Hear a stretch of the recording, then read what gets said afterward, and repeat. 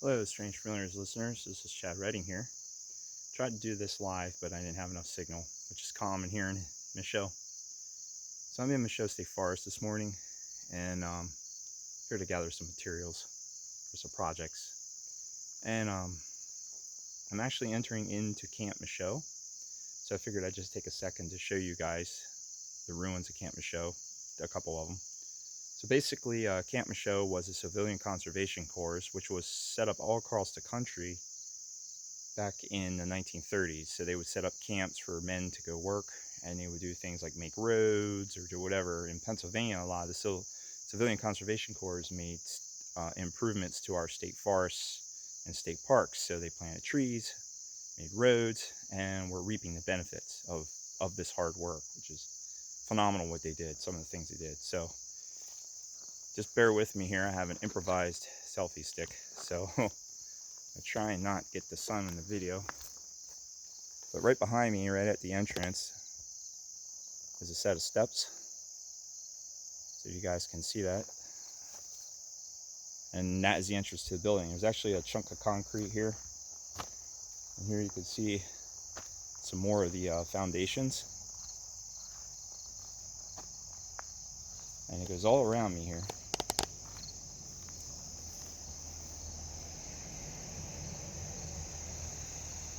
So that's at the entrance from Michaux Road. So let's walk back here a little bit and see if I can show you guys some more things that are really cool. There are some cool stuff back here. So if the camera shakes a little bit, you have to excuse me. I'm far from being a professional. So I just figured this is kind of put together, and just figured I'd do this morning and put it on the Facebook group. It's something fun to do. So there's a path here with another set of steps, if you can see the path. And there's an entrance to probably what was a building. This is pretty cool here.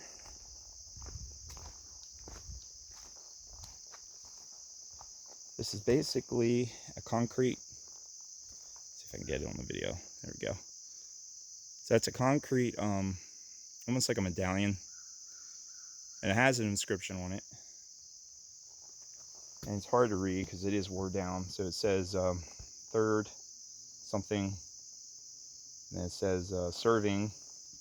And it says POW. So imagine that was probably put in World War II.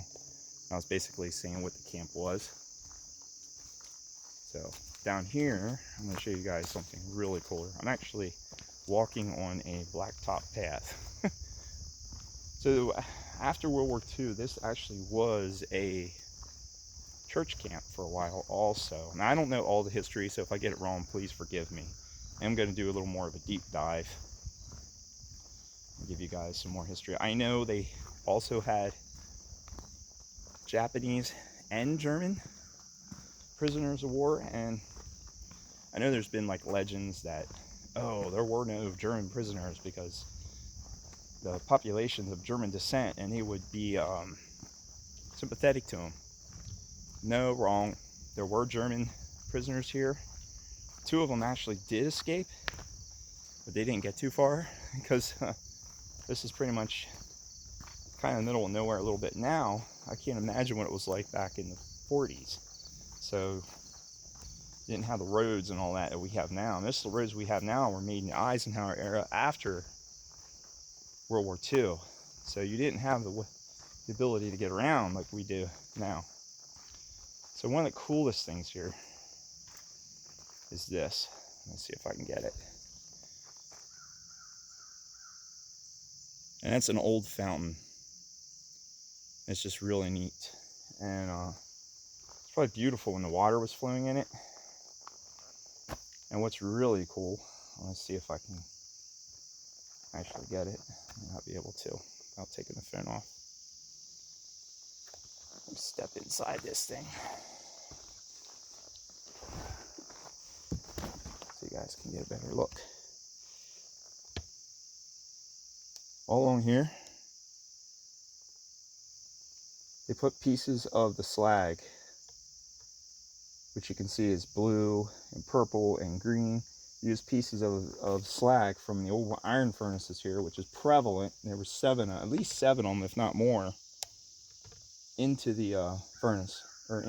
Yeah, there are at least 7 or more iron furnaces here. Sorry about that. And they use the slag that is all over Michaux here to decorate the fountain.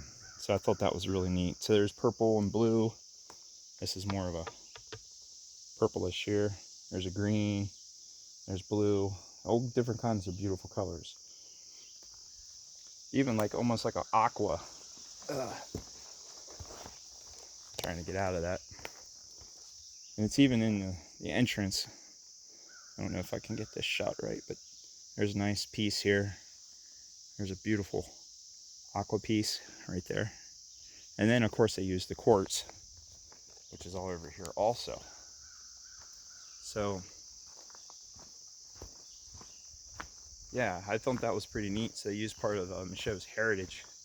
You know, this used to be a wasteland. I mean, it was at one time when the furnaces were running, all the trees were cut, and literally was a wasteland. One of the coolest things about Michaux is there's a walkway. Let me show you guys this quick.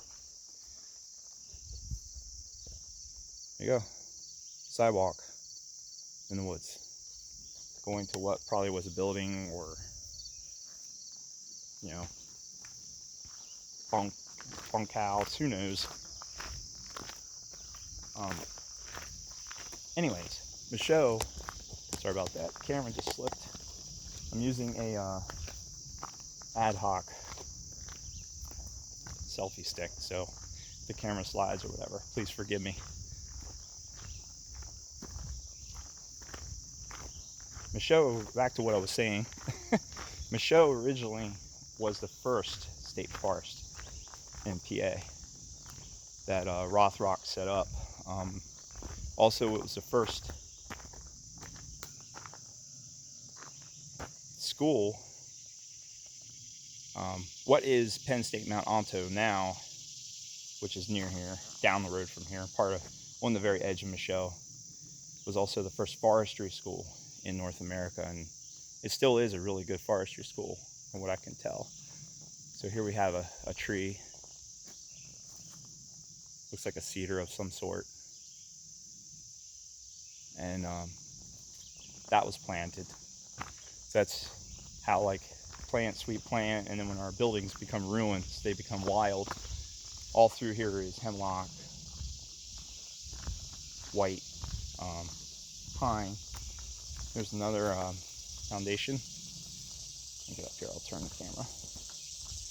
Like I said, I don't know what these buildings are. I gotta do a little more research. As you can see, wooden pylons with concrete, plants growing on it. Eventually it'll all be gone. There's another foundation up here. There's a pipe, terracotta pipe in the ground. I think they had running water and all that. I'll show you something even cooler once we get to it.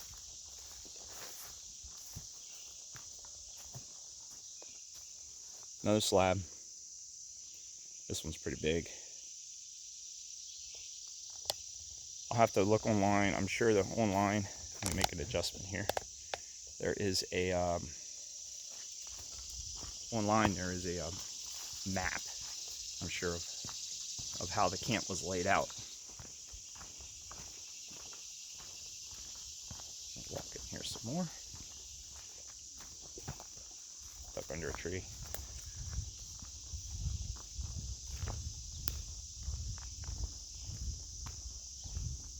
It's humid today. We had some nice cooler weather for a while, and unfortunately it did not stay. I am ready for there's something down here. I am ready definitely for fall. I don't know about the rest of you. More of a fall winter person myself. Summer is kind of quiet for me.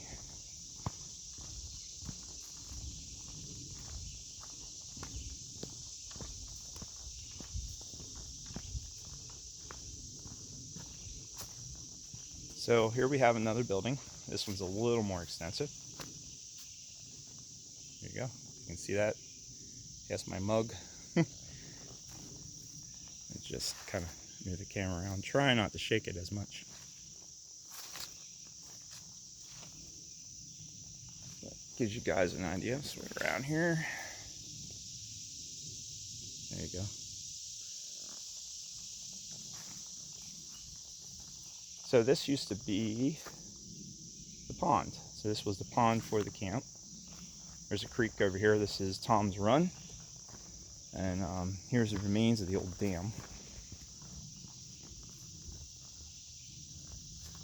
That's that little sliver of concrete running through there. You can see Tom's Run there. And a small pond. Pretty well silted up.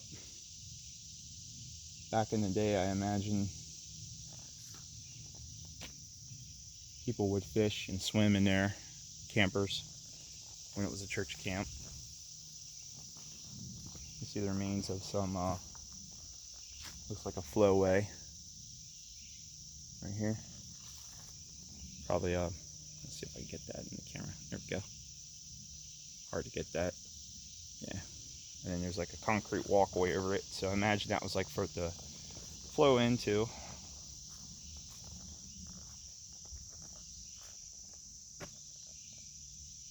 So in 1950, the building was actually still up. I'll take some pictures of this little plaque. There's a plaque here that's showing the swimming area in the 1950s when this was a camp, a church camp. And the concrete channel and all that stuff that diverted water to here. So I'll show you all that. I'll take that on the way out. I'll take some stills so you guys can see that. It's hard, I can't swing the camera around, and actually I'm just doing this off my phone, ad hoc. So, all right, let's get back up the hill here.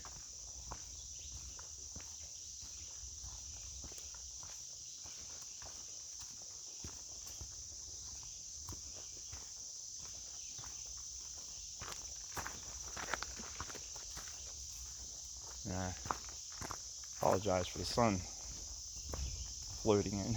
Well, it looks like they made some improvements to the trail. I'm walking on a wooden treadway. There's wetlands here and they want to protect it. That keeps people from wearing it out.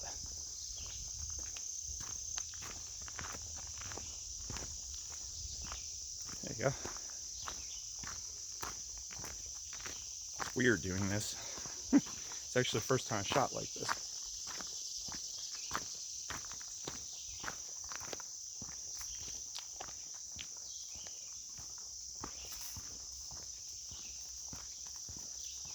Everything's so overgrown.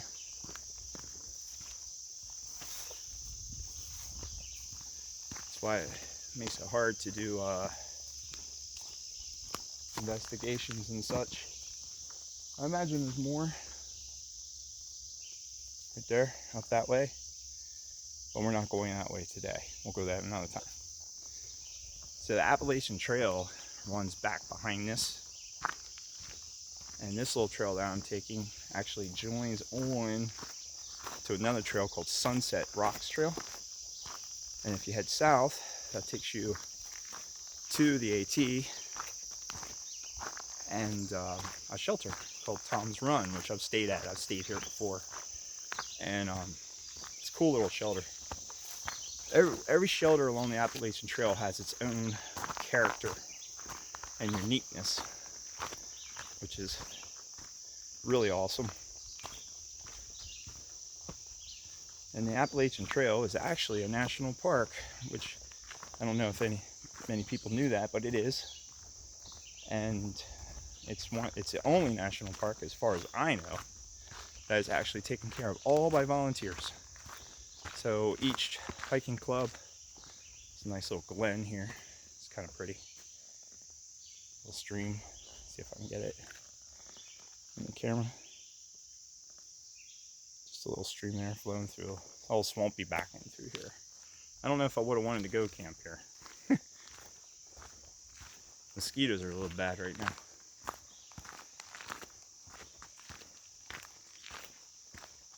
I don't know if this is impressive as it normally is. Normally it's better back here, but. So if you hear running water, you know we're coming up on Tom's run. And normally this flow is a little harder, but we've been hard up for a little rain lately. Had a couple storms, but not as much as we should have. And you know, normally this is more impressive. So this is another dam.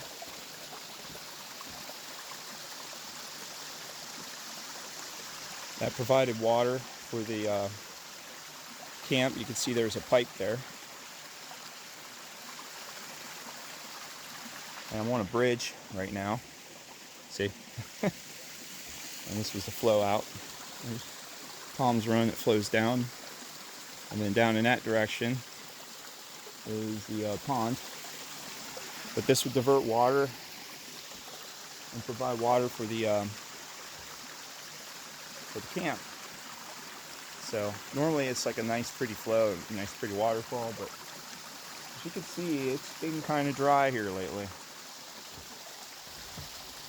So anyways, so the AT goes around here, up around this direction, up around and back and above the camp. So if you ever get up here in the Michaux, hike this little thing, catch Sunset Rocks Trail, and then you can take the AT and do a little loop and then walk back down the road to your car. So it's a cool little loop, a little bit of history, and I'm soon going to be on Sunset Rocks Trail. If you head north on Sunset Rocks Trail, you get a cool overlook, but you got to go over some gnarly rocks, almost hand over hand, so it's a little scary, and you can't go around it. And I know I've said this before, but that place is infested with rattlesnakes and copperheads badly. So that's a spot you need to be careful. I took my son there, Chase, one time, and he was like, there ain't no rattlesnakes here. He saw the snake skin hanging in the boulder. That changed his tune. And then after that, we saw the rattlesnake. So yeah, there are rattlesnakes there, my son. So you can see just mostly all woods here. So anyways, that was Camp Michaux. I'll throw some stills up so you guys can see that stuff. A little better pictures of the fountain and all that. I just figured I'd do a little video, show you guys what all's out here. This is a relatively easy trail. It's about 2 miles back to Tom's Run, somewhere like that. Pretty level. And when I say level, I mean real level, not Ruck Rapid level, which is like that. So, okay. All right, well, thank you guys. Thanks for supporting the podcast, as always. Like and subscribe. And if you want more content, of course, become a Patreon. That always helps greatly, helps a lot. And I'll see you guys later. All right, thank you. Fair weather and safe journeys.